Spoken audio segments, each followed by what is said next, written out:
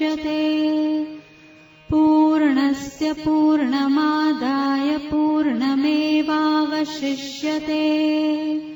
ॐ शान्ति शान्ति शान्तिः।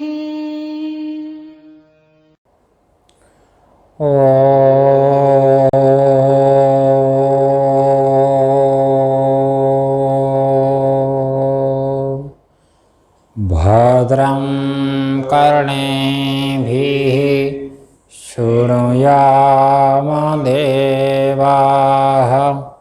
भद्रं पश्येमाक्षभिर्यजत्राः। स्थिरैरङ्गैस्तुष्टुवागुंसस्तनोभिर्व्यसेमादेवहितं यदायुः। स्वस्ति न इन्द्रो वृद्धश्रवाः।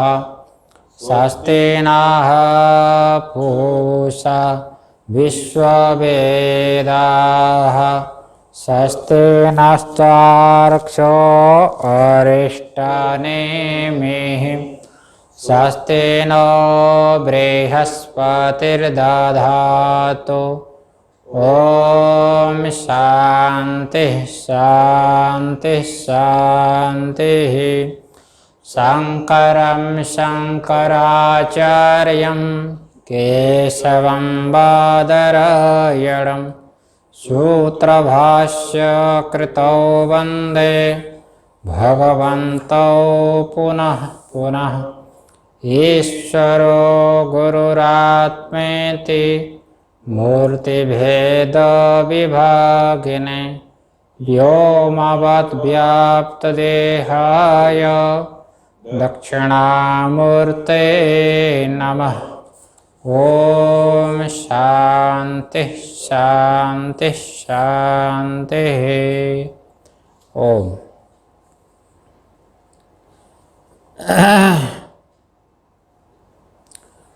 हम लोग विचार कर रहे हैं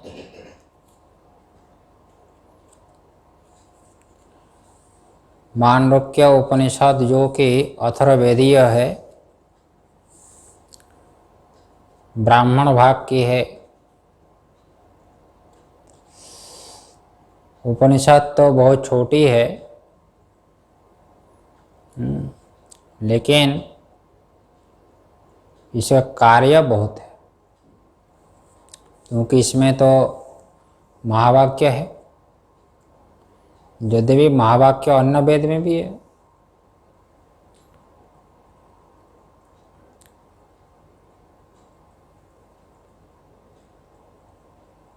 अन्य उपनिषद बड़ी बड़ी उपनिषद भी है। बृहदारण्यक है, छांदोग्य है, बहुत विस्तृत है ग्रंथ। बहुत बड़ी बड़ी उपनिषद है। 1180 शाखा है नारायण। सभी शाखा में उपनिषद है। उपनिषद बहुत है, लेकिन मांडुक्य उपनिषद को आधार बनाया, जो कि हमारे भगवान शंकराचार्य के गुरु के गुरु, हाँ, पर है ना, दादा गुरु समझ लो, है ना। तो अन्य उपनिषद को आधार न बना करके इसी को आधार बनाया, इसके पीछे कोई ना कोई रहस्य तो है। ध्यान देने की बात है ना।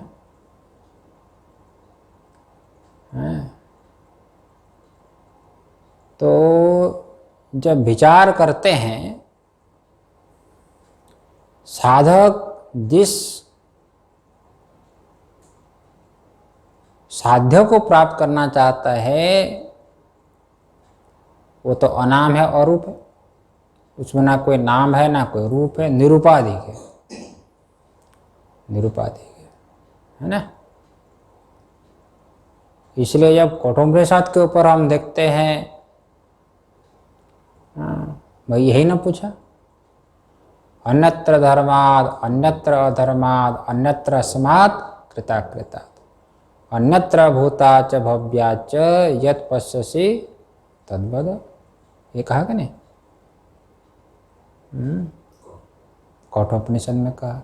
छोटा सा बच्चा है, बताओ विलक्षण। हाँ, कितना विलक्षण। उसने सोचा ना, उसने विचार किया भी संसार में दो प्रकार के व्यक्ति है। संसार में शास्त्रीय मार्ग में जाने वाले भी दो प्रकार के व्यक्ति है। जो शास्त्र मार्ग में नहीं जाने वाले उनके ऊपर विचार क्या करना है। शास्त्रीय मार्ग में जाने वाले भी दो प्रकार के व्यक्ति है। नहीं, एक बार तो मांग लिया पिता के लिए, हाँ, उसके प्रसंग में हमको नहीं जाना है तो मान लो क्या है। लेकिन जब उसने विचार किया कि संसार में एक तो परीक्षण करने वाले नहीं है, सांसारिक सुख चाहता है, हमको स्वर्ग का सुख चाहिए, ब्रह्मलोक का सुख चाहिए, ऐसे व्यक्ति है नहीं, तो उन्हीं के लिए फिर अग्नि विद्या मांग लिया, स्वर्ग का साधन मांग लिया। लेकिन दूसरे प्रकार के व्यक्ति कैसे है? जो संसार का परीक्षण किया, संसार का परीक्षण किया। जैसे यहाँ पर ही परीक्षण है मांडुक्य में। तो यही ने पूछा अंतिम वर क्या है? आत्मज्ञान, आत्मविद्या मांगी। कौन सा आत्मा? जो आत्मा है ज्ञात है, उसके विषय में क्या पूछना है? ज्ञात के विषय में सर्वथा जो वस्तु ज्ञात है उसके विषय में प्रश्न नहीं होता है। हम अभी जो जानते हैं अपने को विशिष्ट जानते हैं। हम क्या जानते हैं? विशिष्ट जानते हैं ना। मैं मनुष्य हूँ, मैं अमुक हूँ, अमुक हूँ, ये तो विशिष्ट आत्मा हो गया ना। तो ये आत्मा के विषय में तो नहीं पूछा उसने, नचिकेता ने, है कि नहीं? क्या पूछा? अन्यत्र धर्मा, जो भाई धर्माधर्म से भिन्न है, धर्माधर्म के फल से भिन्न है, काल से भिन्न है, काल से परिचिन्न भी नहीं है कि नहीं? तो भाई जो कारण भी नहीं है, कार्य भी नहीं है, नाम रूप से रहित है, ऐसे पदार्थ तो आप जानते हैं तो बताओ गुरुजी। और क्या चेला ने कहा ना, भाई गुरुजी आप इसको बताओ। छोटा सा बालक देखो कैसे पूछ रहा है। लेकिन हमारे पास जो साधन है, मन बुद्धि इंद्रियां, ये किसको विषय करता है? नाम और रूप को विषय करता है। किसको विषय करता है? नाम और रूप को विषय करता है, नहीं। लेकिन हमारा प्राप्तव्य नाम है और रूप है। और प्राप्त करेंगे तो कैसे प्राप्त करें उसको? तो यहाँ पर ही परीक्षण किया। क्या किया? हालांकि मैंने सब बता दिया था। सिंहावलोकन क्या है? सिंहावलोकन करना चाहिए। सिंह जैसे चलता है, कभी कभी पीछे मुड़ता है। क्या है? कभी कभी पीछे मुड़ता है। इसी प्रकार साधक को भी कभी कभी विचार का सिंहावलोकन करना चाहिए। क्या करना चाहिए? सिंहावलोकन करना चाहिए। साधक को भी करना चाहिए, है कि नहीं? साधक को भी करना चाहिए कि प्रेमपुरी आश्रम में हम आ रहे हैं, प्रेमपुरी आश्रम आने से पहले हमारी स्थिति क्या थी और अभी हमारी स्थिति क्या है, परीक्षण करना चाहिए। हाँ, जब परीक्षण करोगे तब अपनी स्थिति क्या है अवश्य ही ज्ञात हो जाएगी, अवश्य ही आपकी उन्नति जरूर होगी। वेदांत का श्रवण व्यर्थ नहीं होता है, समझ में कि नहीं? इसलिए सिंहावलोकन मैंने कहा। तो पहले हमने बताया कि भाई देखो यहाँ पर परीक्षण किया, अवस्थात्रय का परीक्षण है। क्या है? अवस्थात्रय का परीक्षण। जागृत अवस्था, सपनावस्था, सुषुप्ति अवस्था जो होती है, समझ में कि नहीं? और तीनों अवस्था का जो साक्षी है वो आपका स्वरूप है, वो आपका स्वरूप है। ये विचार करना है, ध्यान में कि नहीं? हाँ, आगम प्रकरण के पहली कारिका में से विचार आ गया। आगम प्रकरण है ना, 4 प्रकरण है कि नहीं? तो प्रथम आगम प्रकरण के पहले शुक्ल में विचार आ गया। मछली का दृष्टांत दिया। मछली का, जैसे बहुत बड़ी मछली कभी इस किनारे में रहती है नदी में, कभी उस किनारे में रहती है। वो मछली किस किनारे की है? वो असंग है। क्या है वो?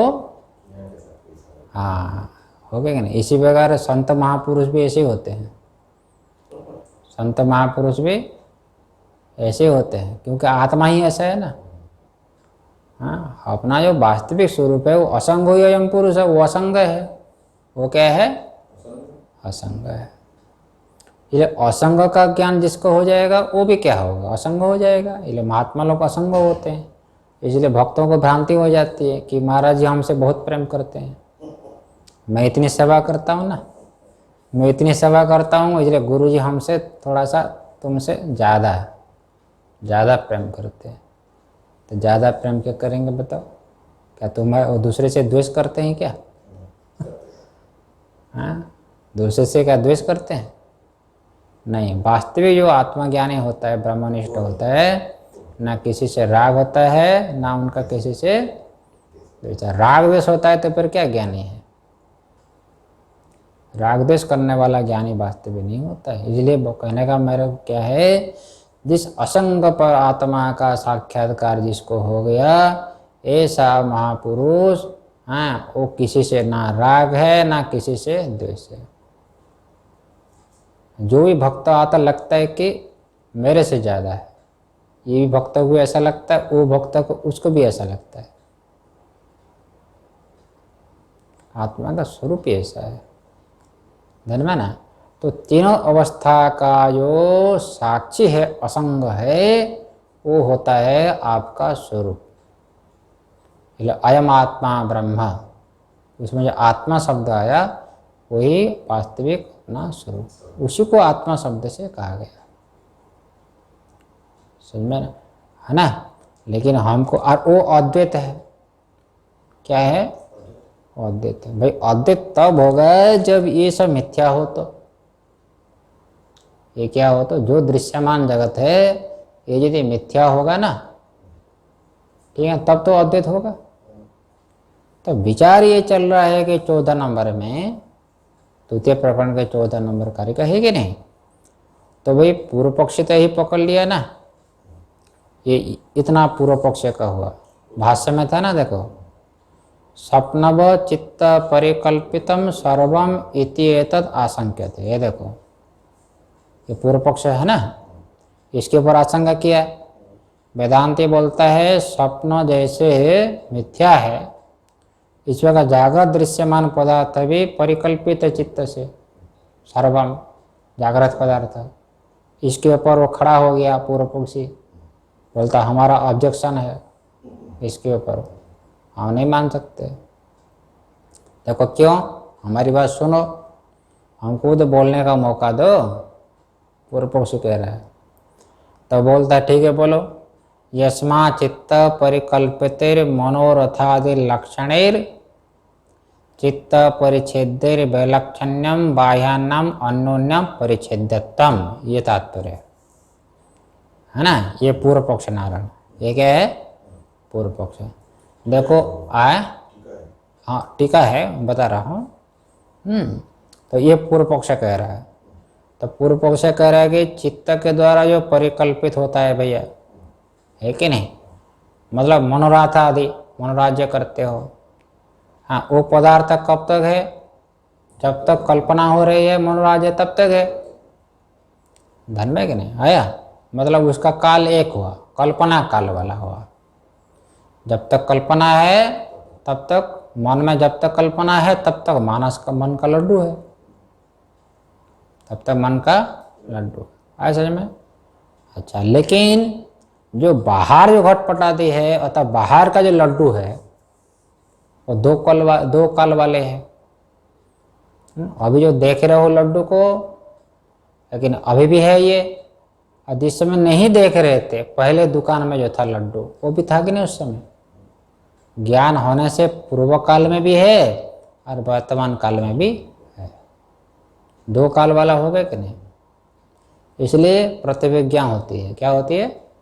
हाँ, वही मकान है, वही पुस्तक है, मांडुक्य, वही स्वामी जी है, नहीं, ये होता है कि नहीं? तो प्रतिविज्ञा हो रहे, दो काल वाला है, ये बता दिया। बाह्यानाम अन्योन्य परिच्छेद्यत्वम, इसके ऊपर थोड़ा सा हम लोग टीका में देख लेना रहा, क्या बोलते हैं देखते हैं हम लोग हैं। अच्छा देखो भाई, इसलिए कहा कि ये यस्मात के ऊपर चलेंगे हम लोग, भाष्य में ना यस्मात, इसके ऊपर है। यथा स्वप्ने दृश्यमानं सर्वं कल्पितम् मिथ्या एव इष्यते। देखो द्वितीय प्रकरण में 14वें कार्य का नारायण, ठीक है नारायण। बहुत लोग सुनते हैं मांडव्य, लोगों को मांडव्य सुनने को नहीं मिलता है,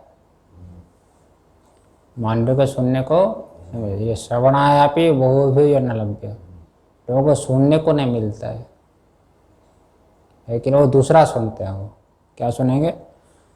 वो दूसरा सुनते हैं, बस आगे आगे गए या पीछे पीछे हैं, वो तो सुनते हैं, वो सुन सकते। वो नाच गाना है ना, उसमें क्या है, संगीत, संगीत में झूम जाते हैं भैया, है, वो भी हाँ, गलत नहीं कह रहा हूँ मैं, किसी की निंदा नहीं कर रहा हूँ, लेकिन उससे भी ऊपर होकर के जो आत्मज्ञान में जो आप लगे हैं मांडव्य में, मांडव्य का विचार कर रहे हैं, है कि नहीं? इसलिए ये श्रेष्ठ साधन है। क्या ये श्रेष्ठ साधन? श्रवण मनन निध्यासन, श्रवण मनन निध्यासन, ये क्या है? ज्ञान के अंतरंग साधन है। क्या है? ज्ञान के अंतरंग, बाकी जितने भी बहिरंग साधन, ये कहना है। तो अंतरंग साधन में जो आप लगे हैं तो आप उत्कृष्ट है, और इसमें जो प्रवृत्त नहीं हो सके दूसरे में हो रहे हैं ना, तो उसकी अपेक्षा से आप क्या है? श्रेष्ठ है। क्योंकि वेदांत का श्रवण के साथ साथ चित्त की शुद्धि भी हो जाती है, चित्त की, हाँ, चित्त की शुद्धि भी होती है। ज्ञान तो होगा, ज्ञान तो होगा, ठीक है। देखो यहाँ पर लिखे, टीका में आ गया, यथा सपने दृश्यमानं सर्वं कल्पितम, जैसे स्वप्न प्रिय दृष्टांत में दृश्यमान जितने भी है सर्वं कल्पितम, सर्वम, सर्वम कहने से क्या हुआ? हाँ देखो, सर्वम कहने से क्या है? प्रमाता प्रमाण प्रमेय, प्रमाता प्रमाण प्रमेय, बात समझ में, ठीक है ना? प्रमाता प्रमाण प्रमेय। और क्या है? आप क्यों जो है, मान लो कि आप अपिता है जागृत में, अपिता, और स्वप्न में हो गए तो पिता, स्वप्न में हो गए तो पिता हो गए।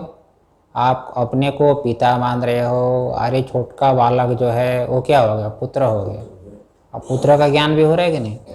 आप प्रमाता, पुत्र हो गया प्रमेय, और पुत्र का ज्ञान हो गया प्रमाण।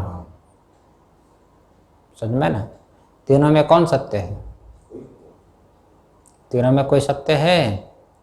ना पिता सत्य है, ना पुत्र सत्य है, ना पुत्र का ज्ञान सत्य है। आगे समझ में?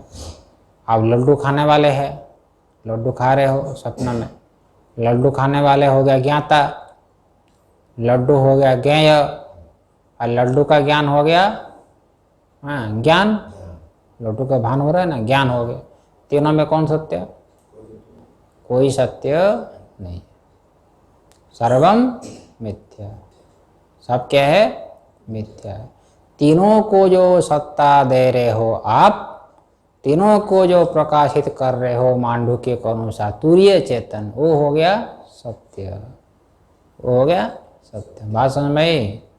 हाँ, ये वेदांत को बहुत है ना, जो है पीस करके पीना पड़ेगा, बस घोल करके जो है ना, क्या समझ में, है ना? ये विचार, विचार क्या है? विचार करना पड़ेगा, अथवा अरणि मंथन, क्या है ये? अरणि मंथन, अरणि मंथन करना पड़ेगा।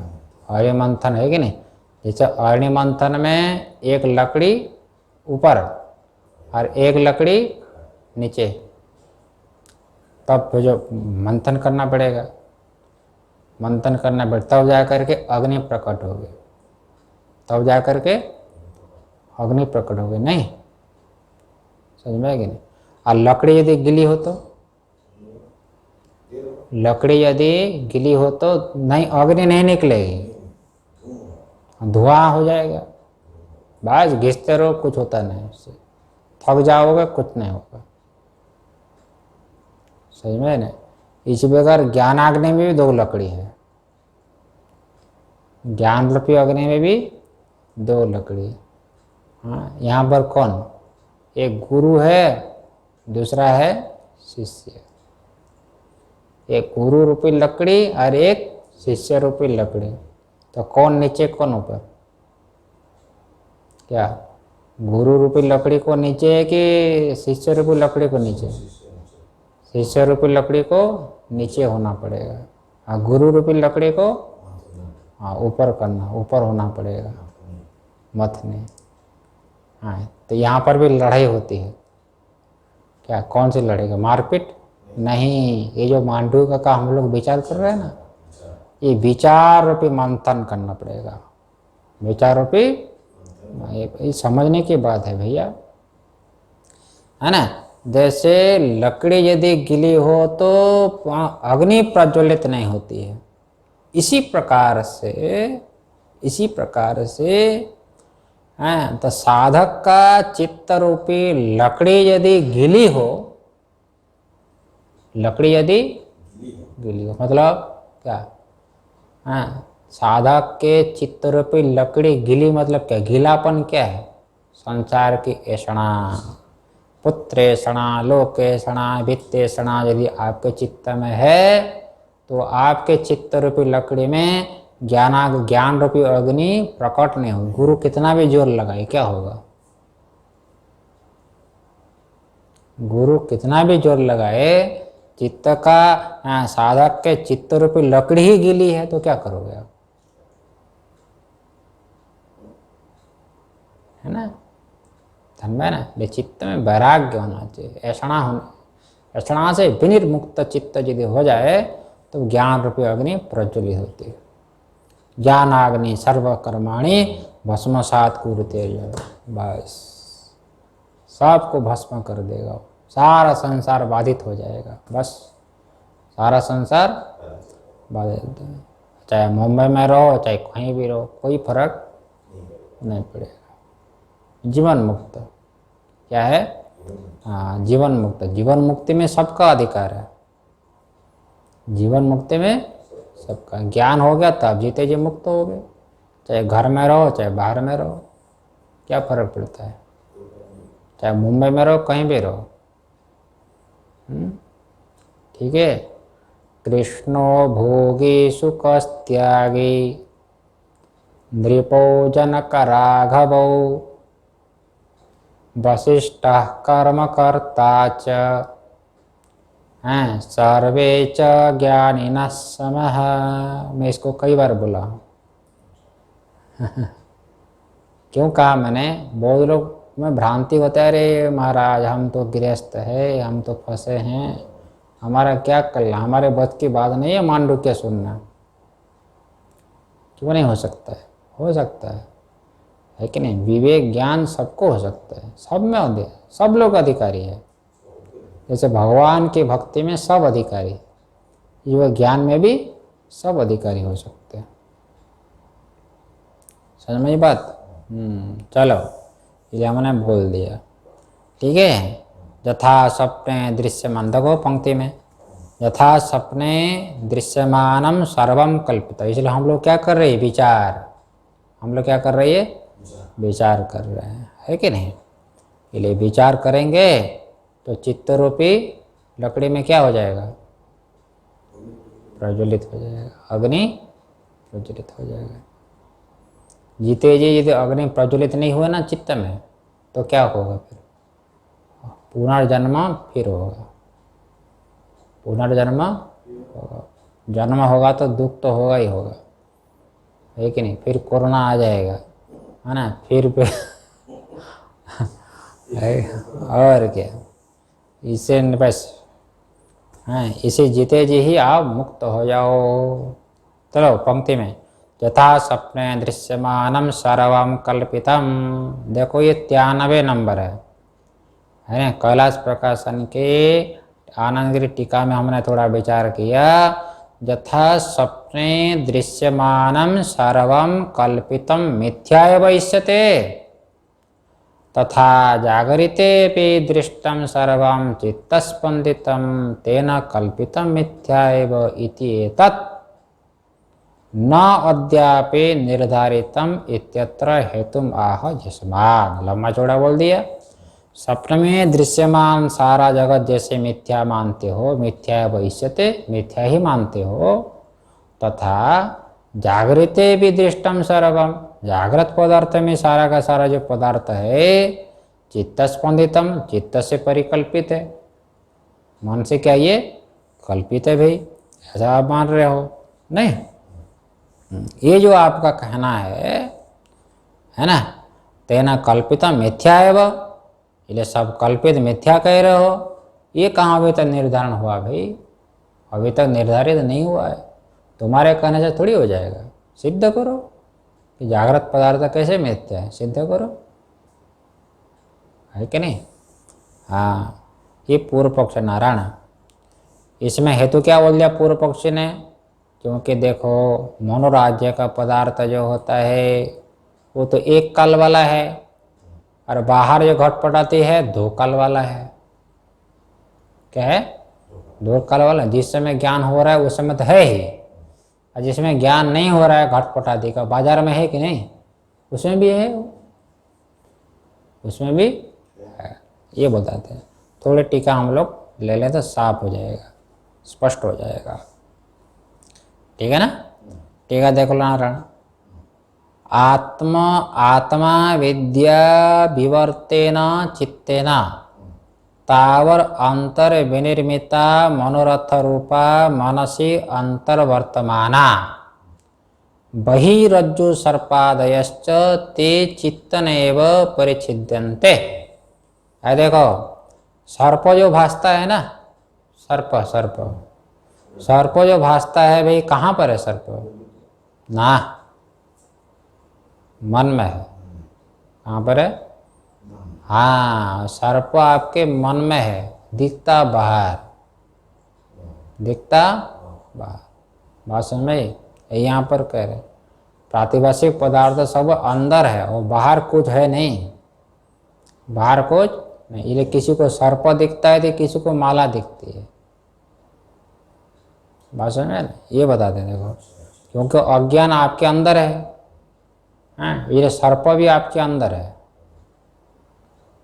यहाँ टीका में साफ साफ कह देखो, आत्मा विद्या विवर्तेन चित्तेन। है देखो, मन के बिना तो सर्प भासेगा नहीं। क्या? आपके अंतःकरण के बिना सर्प तो भासेगा नहीं। भाषण में ना ये कह रहे देखो, आत्मा अविद्या विवर्तेन चित्तन। ये जो आपका जो मन है ना, ये मन भी अविद्या का कार्य है। सारा संसार अविद्या का कार्य है, अविद्या का परिणाम। अविद्या का क्या है? अविद्या का परिणाम होता है, हाँ, माया का परिणाम। सारा संसार माया का परिणाम है और परमात्मा का विवर्त है। हाँ, ठीक है, ये बात कह रहे हैं देखो, आत्मा अविद्या, आत्मा को विषय करने वाली जो अविद्या है, मूला विद्या। क्या है? मूला विद्या। मूला विद्या का विवर्त, टीका में जो विवर्त पद दिया है, विवर्त का तो परिणाम। सुनते हैं? ये सारा जगत ये अविद्या का विवर्त नहीं होता है, अविद्या का परिणाम। आत्मा का विवर्त है। क्या समझा? आत्मा का, हाँ, आत्मा का विवर्त और अविद्या का परिणाम। हाँ, ऐसा होता है, ठीक है। जैसे सर्प जो भासता है नारायण, सर्प जो भासता है ना, वो अज्ञान का परिणाम है और रज्जु का विवर्त है। आगे समझ में? हाँ, इसी प्रकार जब व्यवहारिक पदार्थ में लेंगे, क्या समझ में, व्यवहारिक पदार्थ भी सारा जगत क्या है, माया का परिणाम होता है। किसका? माया का परिणाम होता है। पहले हमने बता दिया। ठीक है। यस तात्विको अन्यथा भावो परिणाम स उदीरित। जो तात्विक होकर के, मन आपका तात्विक भाष रहा है, वास्तविक भाष रहा है। इसलिए मेरा मन को झूठा है कोई बोलता है क्या? मेरा मन कल्पित है कोई बोलता है? मन को सच्चा मानता है। मन को सच्चा मानता है, मन का सुख को भी क्या मानेगा? सच्चा मानता है। ये बता दें, आत्मा अविद्या विवर्तेना चित्तेना तावत अंतर विनिर्मिता। इसलिए मनोरथ जो होता है मन में होता है, और मन के पदार्थ कहाँ रहेगा? मन में ही रहता है। इसलिए मन से अंतर्वर्तमाना, मन में ही है सब, लेकिन दिखता है महाराज बाहर। देखो लिख दिया, बहिरज्जु सर्पादयश्च। ये सर्पादि जो है ना आपके मन में ही है और कुछ नहीं है। सर्पादि जो है ना, रज्जु में जो सर्प है ना, वो सब आपके मन में है, वो दिखता बाहर। ठीक है। ऐसा ते चित्तेनैव परिचिद्यन्ते। वो जो सर्पादि है प्रातिभाषिक, प्रातिभाषिक पदार्थ का काल प्रतिभास काल होता है। जब तक भास रहा है तब तक वो है। सर्प, सर्प जो आपको दिखाई दे रहा है रज्जु में, उसका काल कब तक है? प्रतिभास। जब तक भास रहा है तब तक। ये प्रतिभास काल वाला होता है प्रातिभाषिक पदार्थ। समझ में आया कि नहीं आया? अरे जब तक सर्प भास रहा है भाई, तब तक वो सर्प है। सर्प की जो सत्ता है रज्जु में, जो सर्प को दिखाई दे रहा है ना, उसकी जो सत्ता है वो कब तक है? जब तक वो भास रहा है। आप पास में जाएंगे तो दिखाई दिया रस्सी, तो सर्प रहा? नहीं रहा है कि नहीं? हाँ, इसलिए कहते हैं प्रातिभाषिक पदार्थ प्रतिभास काल वाला होता है। जब तक भान हो रहा है उसका, तब तक उसको बोलते ज्ञातैक सत। ज्ञातैक सत, जब तक ज्ञान है तब तक वो प्रातिभाषिक पदार्थ है। समझ में आ गया? ये बताते हैं, ते ही कल्पना कालमात्र भाविनो न प्रमीयन्ते। देखो दिया है, ते मतलब जो प्रातिभाषिक पदार्थ जो होते हैं, रज्जु में सर्प आदि जो है, देखो लिख दिया साफ साफ, कल्पना कालमात्र भाविना, कल्पना कालमात्रे भवन्ते इति कल्पना कालमात्र भाविना। कल्पना काल में ही, जब तक आप कल्पना कर रहे हो सर्प की, तब तक वो सर्प है, तब तक वो सर्प है। अरे जैसे कोई भजन में मन नहीं लग रहा है तो कल्पना कर लेते कि नहीं? देखो ये हमें कुटिया बना लूँगा, लेकिन वहाँ पर ही ऐसा कमरा होगा, वहाँ पर ऐसा कमरा होगा, ऐसा होगा, ऐसा होगा, है ना? वो कुटिया वगैरह जो दिखाई दे रहा है कब तक? जब तक भास रहा है तब तक। और क्या है? हाँ, तब फिर खुल गया मनोराज्य तो सब गायब हो गए। ऐसा हो जाता है नारायण। इसलिए बोलते न प्रमीयन्ते, उसको यथार्थ नहीं कहा जाएगा। प्रमा ज्ञान का विषय वो नहीं होगा। जो प्रतिभास काल में ही भासता हो उसको यथार्थ ज्ञान का विषय नहीं कहा जाएगा। सर्प जैसे, सर्प मिथ्या ज्ञान का विषय, यथार्थ ज्ञान का विषय नहीं है वो, क्योंकि पास में जाएंगे तो वहाँ पर सर्प नहीं भासता है, सर्प का बाध हो जाता है। ठीक है ना? भान होने से पहले भी सर्प नहीं था और आगे भी सर्प नहीं रहेगा, और वर्तमान में केवल दिख रहा है। मतलब कब तक है वो? जब तक भास रहा है तब तक हो, मतलब वो मिथ्या है। हाँ, उसको मिथ्या मान लो, वो क्या है? मिथ्या। आ गया? पहले कहा ना, आदावंते च यन्नास्ति वर्तमाने अपि तत्था। जिसकी सत्ता पहले ना हो, बाद में ना हो, और मध्य काल में जो दिखती हो, उसको क्या मानना चाहिए? उसको भी नहीं है, अर्थात मिथ्या है। बात समझ में आई? हाँ, इसी प्रकार जगत उत्पन्न होने से पहले नहीं था जगत, समझ में कि नहीं, और बाद में भी नहीं रहेगा, और वर्तमान में जो हमको दिखाई दे रहा है ये भी क्या है, मिथ्या है। ठीक है, पूर्व पक्षी नाम बोल रहा है ते ही स वैलक्षण्यम। अरे भाई, लेकिन जो बाहर जो हमको दिखाई दे रहा है, सर्पादि तो मन में है, लेकिन रस्सी कहाँ पर है? रस्सी तो बाहर है ना, तो वो तो सर्प की तरह नहीं है, वो तो सर्प की तरह नहीं है ना, है ना, ये पूर्व पक्षी कह रहा है। तो विचार कर लो भाई वेदांती, केवल तुम ऐसे ही सुनते रहते हो। ये बोल रहे देखो, तेईस वैलक्षण्यम, है ना, ये प्रातिभाषिक पदार्थ से एकदम तो उल्टा है, ये विपरीत है। बाहर के पदार्थ तो एकदम अलग है। इसलिए वैलक्षण्यम मनसो बहि जागृत दृश्यमानानाम, बाहर जो जागृत पदार्थ में दिखाई दे रहा है वो मन के बाहर है कि नहीं बताओ? मन के बाहर है ना, मन के अंदर तो नहीं है, उसको प्रातिभाषिक कैसे कहोगे? हाँ, यदि उसको भी मन के अंदर बोलोगे तो बाहर क्यों जाते हो, फिर लड्डू क्यों लाते हो बाहर से? हाँ, यही तो क्षणिक विज्ञानवादी को बोलते हैं। सारा पदार्थ यदि ज्ञान रूप ही है, क्षणिक विज्ञान है, तो फिर लड्डू लड्डू बोल दो ना, फिर पेट भर जाएगा। हाँ, दूसरे के बाद भिक्षा क्यों करने जाते हो? लेकिन इसी प्रकार वेदांत से बोल रहा है कि सारा पदार्थ मन में है, ये तो नहीं कह सकते। प्रातिभाषिक पदार्थ है मन में, प्रातिभाषिक पदार्थ मन में, ये तो कह सकते हो नारायण। हाँ, लेकिन बाहर पदार्थ तो मन में नहीं है, मन के बाहर है, विलक्षण है, वो लिखते हैं।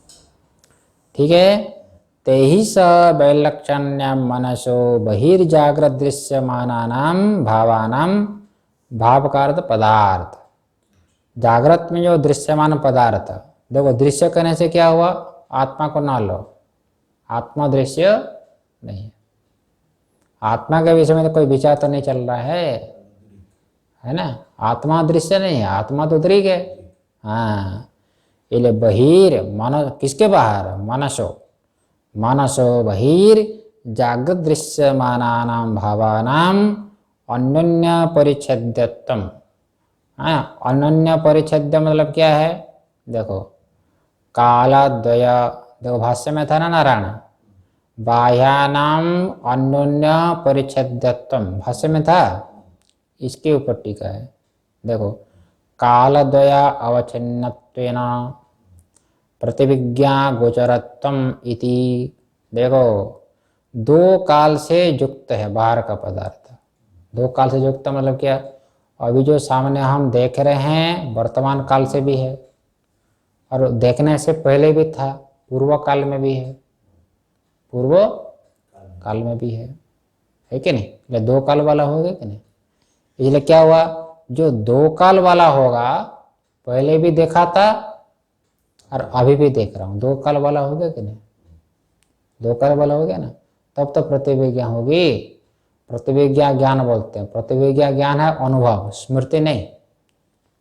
दो प्रकार का ज्ञान मानते हैं तार्किक लोग भी, एक स्मृति और एक क्या है, अनुभव। ये क्या है, अनुभव। तो प्रतिविज्ञा ज्ञान है तो अनुभव, लेकिन कैसा है देखो, हाँ, तत्ते दंता अवगाही ज्ञानम प्रतिविज्ञा, यही मानते हैं। हाँ, जिस देवदत्त को मैंने देखा था अभी उसी को देख रहा हूँ, अभी उसी को मैं देख रहा हूँ। जिस स्वामी जी को मैंने देखा था हरिद्वार में, और उसी स्वामी जी को अभी मैं सामने देख रहा हूँ, ये क्या हो गया, प्रतिविज्ञा हो गया कि नहीं? ये जो स्वामी जी है पूर्व काल वाला भी है और वर्तमान काल वाला भी है, दो काल वाला हो गया कि नहीं? इसलिए प्रतिविज्ञा ज्ञान, इसको बोलते हैं प्रतिविज्ञा। समझ में आया? ठीक है, वही पुस्तक है, हाँ, वही पुस्तक को देख रहा हूँ, प्रतिविज्ञा ज्ञान हुआ ये। मतलब वर्तमान काल से युक्त भी है पुस्तक, पूर्व काल से भी युक्त है ना। वही मकान है, वही पुस्तक है, वही बर्तन है, वही बर्तन है। ठीक है। हाँ, कोई महात्मा लोग भी है ना ग्लास रखते हैं, अपने ग्लास में ही रखते हैं, बस अपने ग्लास से ही पियेंगे। हाँ हाँ, इतने बड़े बड़े ग्लास होते हैं, इतने बड़े बड़े, आधा किलो। हाँ, हमारे समय एक मित्र थे, आधा किलो चाय पीते थे वो। और काशी में तो इतनी चाय, इतनी सी चाय। वो ऐसे नहीं है, ऐसे दुकान में जाएंगे, ऐसे रख देंगे ग्लास को। वो तो एक कप डाल कर देगा, एक कप नहीं पूरा भरो उसको। तो चाय कितनी होगी, 20 चाय होगी उसमें, छोटी छोटी। पीते हैं कोई नारायण, है ना, ऐसा होता है चाय पीने का। प्रत्यभिज्ञा गोचरत्वम, प्रत्यभिज्ञा का गोचर, गोचर का मतलब विषय। प्रत्यभिज्ञा ज्ञान का विषय कौन होगा, 2 काल वाला पदार्थ हो जाएगा। पूर्व काल में भी है, इस काल में भी है। इसलिए क्या हुआ, यस्मात् उपलभ्यते, क्योंकि ऐसे उपलब्ध हो रहा है, तस्मात् इस कारण से। पूर्व पक्ष का कहना है नारायण, किसका कहना है, पूर्व पक्ष का कहना है तस्मात् अयुक्तम जागरितस्य स्वप्नवत् मिथ्यात्म इत्यर्थः। इसलिए जागृत पदार्थ जो स्वप्न की तरह मिथ्या कह रहे हो, ये तो अयुक्त है। क्या है ये, अयुक्त, अप्रामाणिक। युक्त को बोलते हैं प्रामाणिक, अयुक्त को बोलते हैं अप्रामाणिक। ये सब, हाँ, इसलिए जागृत पदार्थ को भी आप मिथ्या कहते हो सपने की तरह, ये बात तो नहीं बनती है। प्रातिभाषिक पदार्थ को मानो, रज्जु में जो सर्प है वो एक काल वाला है भैया, प्रतिभास काल वाला है, उसको मिथ्या मानो। लेकिन रस्सी है, अरे यही रस्सी है, वही मकान है, वही पुस्तक है, इसको कैसे कहोगे, ये 2 काल वाला हो गया ना। देखो ध्यान दे, पूर्व पक्ष वही प्रयाग देख लो, जो पदार्थ एक काल वाला हो, प्रतिभास काल वाला हो, वो मिथ्या है। जैसे सर्प, रज्जु सर्प, जैसे रज्जु सर्प। लेकिन वही सर्प, हाँ देखो सर्प में ही घटा लो नारायण, लेकिन वही सर्प को देख रहे हो कहाँ पर, चिड़ियाखाना में देख रहे हो, जू में देख रहे हो, है ना। अरे वही सर्प है, कल जिस सर्प को मैंने देखा था वही सर्प है, ये कैसे है, ये सत्य होना चाहिए कि नहीं, प्रतिविज्ञा हो रही कि नहीं, वही सर्प है, 2 काल वाला हो गया। और रज्जु में जो सर्प है एक काल वाला, जब तक भान हो रहा है तब तक हुआ है। दोनों में अंतर नहीं है क्या, आपको वेदांती बताओ। इतनी तो दिमाग है आप लोगों की, पूर्व पक्षी कह रहा है। इसलिए सबको मिथ्या नहीं, 2 काल वाले पदार्थ को मिथ्या नहीं कहना चाहिए, सत्य कहना चाहिए। मतलब जिस वस्तु का प्रतिविज्ञा हो रही है कि सोयम देवदत्त, तदेव सएव प्रसाद, सएव आश्रम, वही आश्रम है, इसको क्या मानना चाहिए, सत्य। ये प्रतिविज्ञा ज्ञान का जो विषय होगा वो सत्य होगा, ये इनका कहना है, पूर्व पक्ष कहना। इसलिए जो जो प्रतिविज्ञा ज्ञान का विषय होगा वो सत्य है, मतलब 2 काल वाला। और जो प्रतिविज्ञा ज्ञान का विषय नहीं होगा, मतलब प्रतिभास काल वाला होगा, वो मिथ्या है। जैसे सर्प, रज्जु में सर्प प्रतिभास काल वाला होने से मिथ्या है, लेकिन जो प्रतिविज्ञा ज्ञान का विषय हो रहा है, वास्तविक जो सर्प है, बाह्य पदार्थ जो सर्प है, मन के बाहर का जो सर्प ये वस्तु है, वो तो सत्य होना चाहिए। ये किसका कहना है, तार्किक का कहना है। इसका विचार हम लोग आगे करते हैं, पूर्व पक्ष हो गया। ठीक है नारायण। ओम भद्रम कर्णेभिः शृणुयाम देवाः, भद्रं पश्येमाक्षभिर्यजत्राः, स्थिरैरङ्गैस्तुष्टुवस्तनूभिः व्यसेम देवहितं यदाय स्वस्ति न इन्द्रो वृद्धश्रवाः स्वस्ति नः पूषा विश्ववेदाः स्वस्ति नस्तार्क्ष्यो अरिष्टनेमिः स्वस्ति नो बृहस्पतिर्दधातु ॐ शान्तिः शान्तिः शान्तिः।